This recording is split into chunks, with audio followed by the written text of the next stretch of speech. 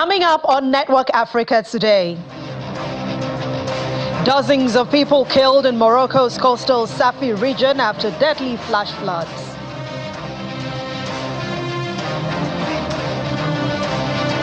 Leaders of the Economic Community of West African States call for collective action against rise in coups in the region.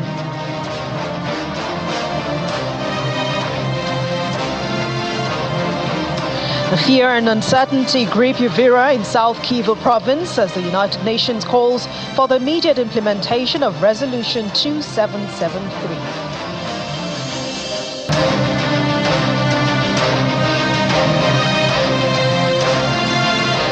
Hello and welcome to the program. I'm Anne Nwawade. We begin with stories and happenings that made headlines over the weekend. The time has come.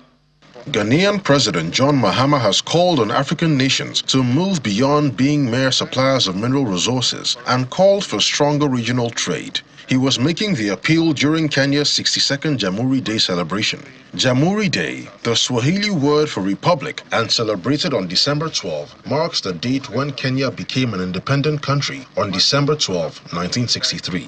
Africa faces many challenges, including a global order that is rigged against it, face systems that make us suppliers of unprocessed raw materials and importers of finished products.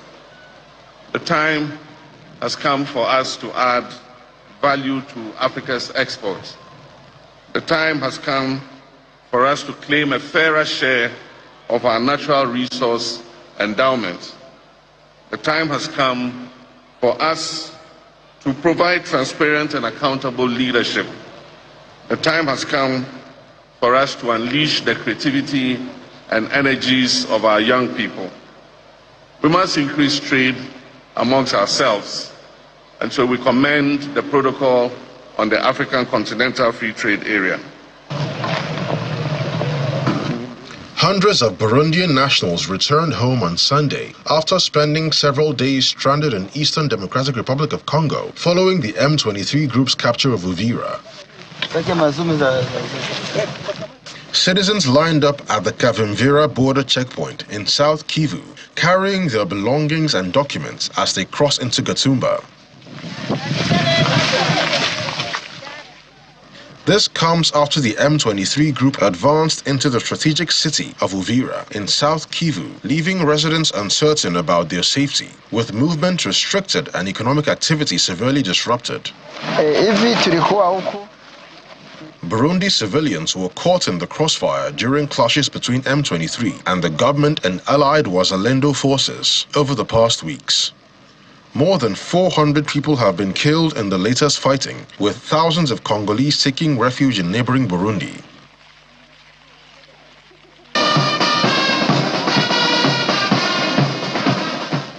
Still on Sunday, Central African Republic President Faustin Archange Touadera launched his re-election campaign before a large crowd in Bangui, confirming his bid to seek an unprecedented third term in office.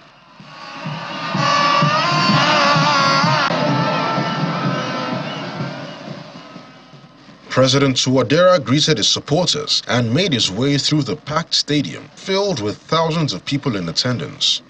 He had previously been restricted to 2 terms, but a 2023 constitutional referendum cleared the way for another bid by abolishing term limits and extending presidential mandates from 5 to 7 years. The election is scheduled for December 28th.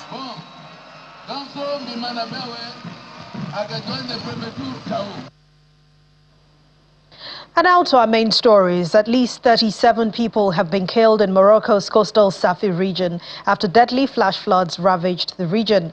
And according to state-owned television, cars and mounds of rubbish were sweeping through the main port city of Safi after torrential rain hit on Sunday. Local authorities are saying that dozens of people have been receiving treatment in hospitals for their injuries, and at least 70 homes have been inundated in the old city center. Local reports say that access to and from the city is blocked on certain roads because of damage and debris, even as search and rescue missions continue.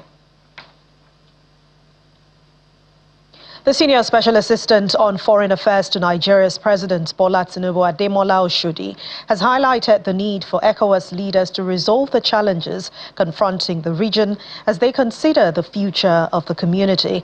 Speaking at the 68th Ordinary Session of the ECOWAS Authority of Heads of State and Government, which took place at the State House Conference Center in Abuja, the presidential aide also encouraged them to check into underlying factors leading to the recent spate of unconstitutional changes in government in that region. What's your takeaway from the discussion and discussion? Well, it's been a big distraction from other major issues that ECOWAS has been focused on, which is trade liberalization, free movement of people and goods, and also, of course, ensuring that there's a unified position on the African trade, AFTCA trade in Africa. So this security challenge has been a big distraction on ECOWAS' future-looking goals, especially in trade. But it's also realized the fact that we first have to fix our home first before we can think about the future. We have to fix today. So that leadership role that Nigeria is bringing in ensuring that the ECOWAS community gets things in place, especially curbing this incessant military rule in Africa, not just in West Africa, has to stop. It does not actually bring the desired effect. But again, ECOWAS also has to look at the underlying effect and moving forward. If you want to resolve things today to make a better future, the underlying effect of why this goes to happen. Is it because governments are rigging elections, jailing opposition leaders, or even manipulating their terms in office? This has also been discussed in the ECOWAS summit. So it's important that today's challenges are resolved so we can better handle things for tomorrow, especially trade, security, and the well-being of the West African sub-region. Nigeria's President Bola Tinubu has emphasized the importance of a united front and collective action in tackling the pressing challenges facing the West African region, including terrorism, violent extremism, and unconstitutional changes of government. This message was conveyed through the welcome address delivered by the Vice President Kashim Shettima, who represented President Tinubu at the same session, that's the 68th Ordinary Session of the ECOWAS Authority of Heads of State and Government. Our State House correspondent Larry Lasisi reports.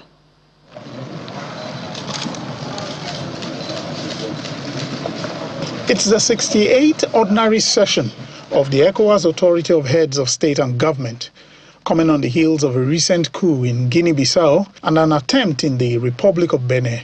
This gathering of leaders is faced with diverse challenges confronting the Union. In the welcome address by the host country, which was delivered by Vice President Kashim Shettima, who represented President Bola Tinubu at the event, the need for collective and decisive action is highlighted. The external threats confronting West Africa today demand nothing less than a united front. Terrorism, violent extremism, unconstitutional changes of government, transnational organized crime, arms proliferation, cyber insecurity, climate shocks, food insecurity, and irregular migration recognize no borders. No single member state, regardless of size or strength, can achieve enduring stability in isolation. Our security, prosperity, and resilience are indivisible. We must sit at the same table, speak with one voice, and act with shared resolve. He also made clear Nigeria's position. It is the abiding conviction of His Excellency President Bola Ahmed Tinubu, whose actions have consistently signaled that our unity is not transactional, but foundational. We remain persuaded that fraternity, not force, must define the future of our community. This session could not have come at a more consequential moment. For the chairman of the Economic Community of West African States and president of Sierra Leone, collective action is the way to go. Terrorist networks continue to exploit fragility and attempt to expand their influence. Our response must therefore be united and uncompromising. Security is not only a military obligation, it is a human imperative, essential for protecting families, livelihoods, and the dignity of our citizens. We must strengthen collective action. He added that steps are also being taken to ensure greater integration in the region. Under this agreement, member states will abolish air transport taxes and reduce passenger and security charges by 25%.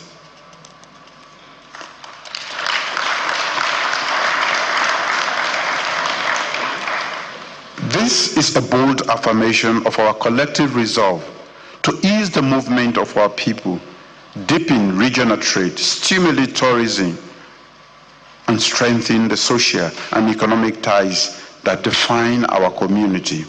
The president of the ECOWAS Commission also informed the leaders of efforts to ensure economic integration through the ECOWAS Economic Council.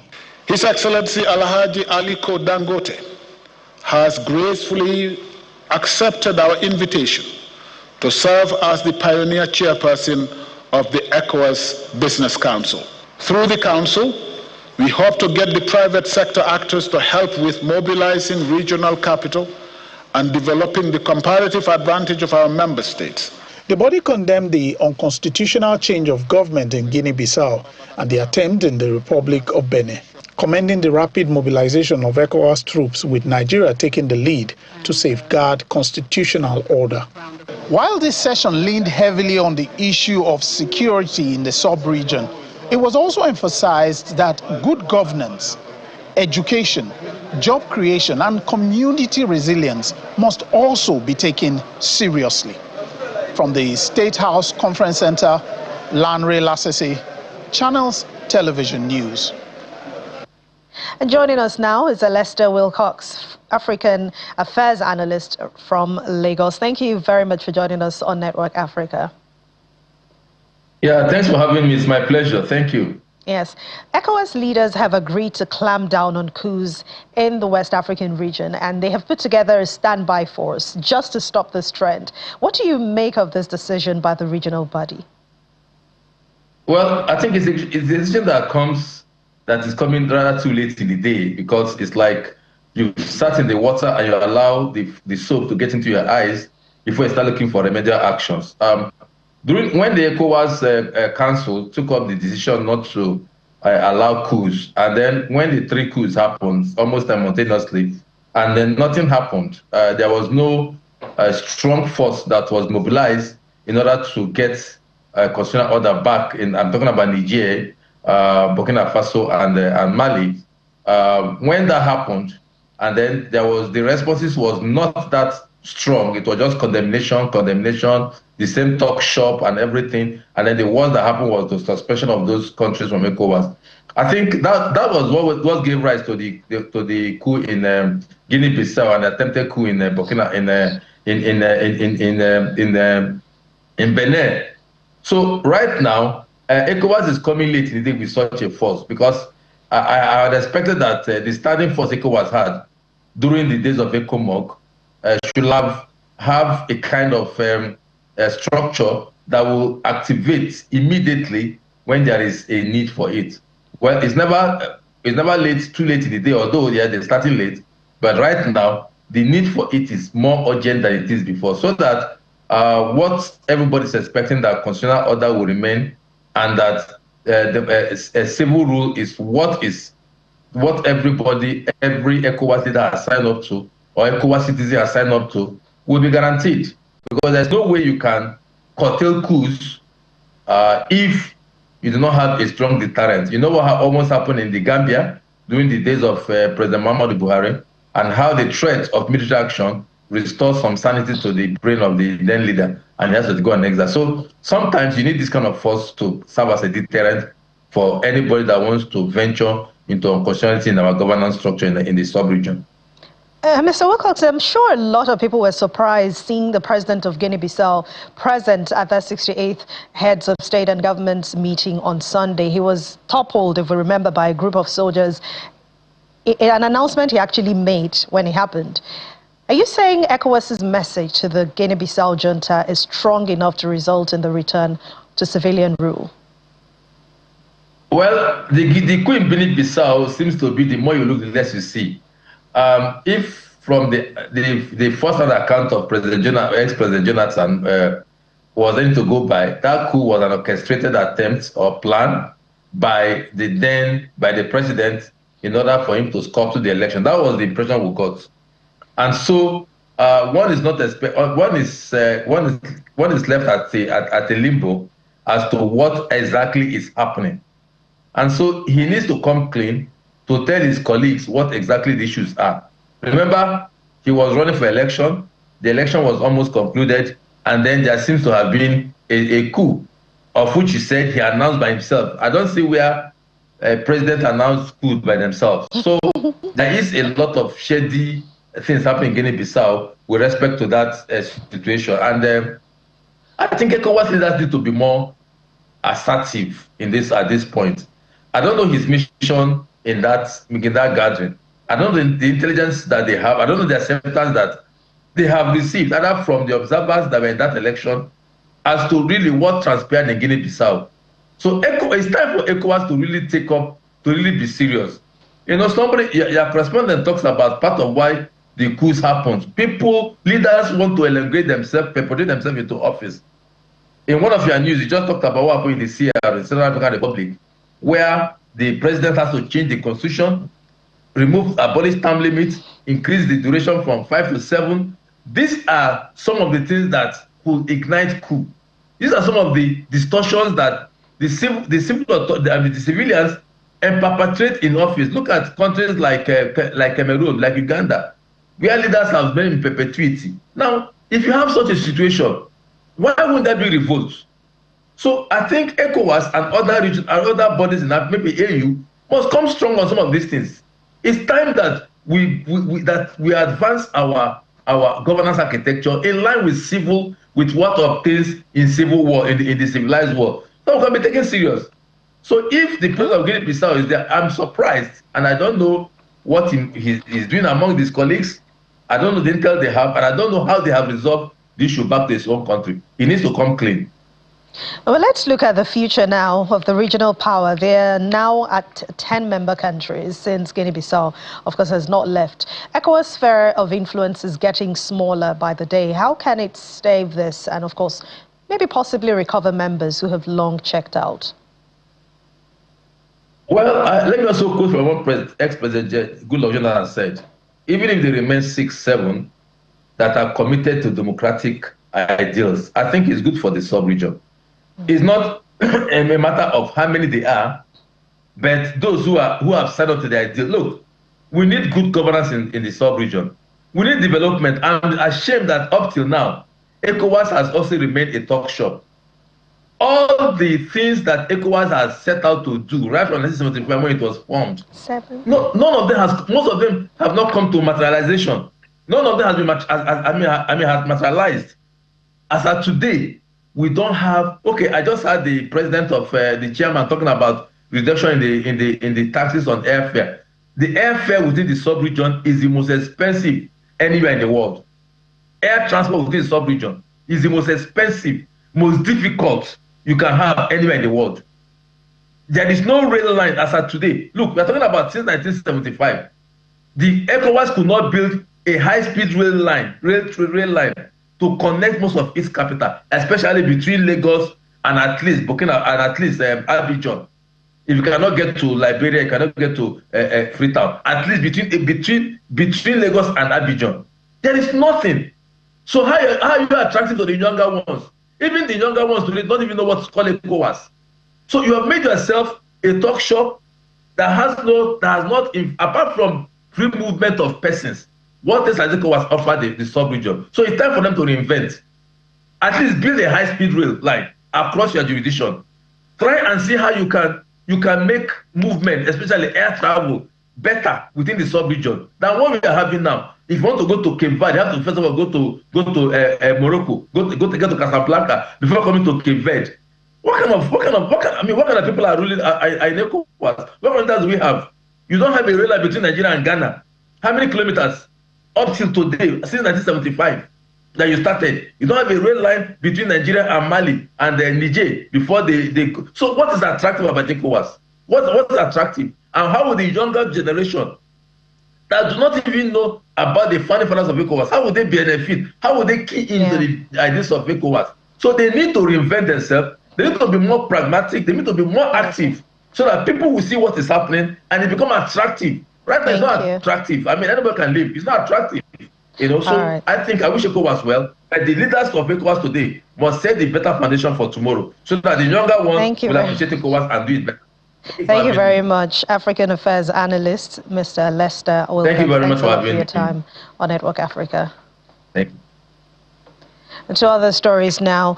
The head of the UN peacekeeping operations, Jean-Pierre, has been calling for immediate implementation of Resolution 2773 in the Democratic Republic of Congo. According to him, the recent developments in South Kivu illustrates the gap that exists between diplomatic efforts and the reality experienced by civilian population affected by the ongoing hostilities. He said this while briefing the UN Security Council on the situation in the DRC and the work of the UN Organization Stabilization Mission in the Democratic Republic of Congo. As indicted or indicated in the Secretary General's latest report, the UN peacekeeping chief highlighted that DRC continues to face a security and humanitarian crisis, with civilian populations in the affected areas being the primary victims. In recent days, the new offensive launched by the AFC M23 in South Kivu has revived the sector of a regional conflagration with incalculable consequences. At this critical juncture, it is essential that the Security Council do its utmost to create the conditions necessary for MONUSCO to play its role in protecting civilians while meeting the growing expectation related to its role in supporting ongoing efforts, of course, should there be an implementation of the commitment made in Washington and Doha. It is also vital that member states ensure that the mission is provided with the necessary resources to deliver on its core mandated responsibilities. Sexual violence in eastern DRC is a long-standing emergency which has scarred communities for decades. Today, it continues at an unimaginable scale.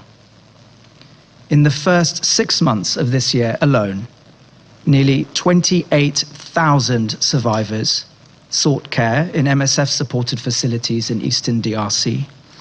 That's an average of 155 survivors each and every day for 6 months. The scale and normalization of sexual violence reflect a profound collapse of community protection and a near total absence of accountability. Women and girls tell us that sexual violence is not simply feared, it is expected. For people living through this conflict, the question is not whether this council understands their reality, it is why that understanding so rarely translates into meaningful protection. And as we end the program, here's a fun fact about the continent. Did you know that Sudan has more pyramids than Egypt, boasting over 200 ancient pyramids? Sudan is home to approximately 200 of 255 pyramids built by the ancient kingdom of Coups, primarily in the city of Morocco. Egypt has around 138 of them, which are generally much larger and more famous, but less numerous. And that's Network Africa for today. Thank you so much for watching. I'm Anne Nwawadu.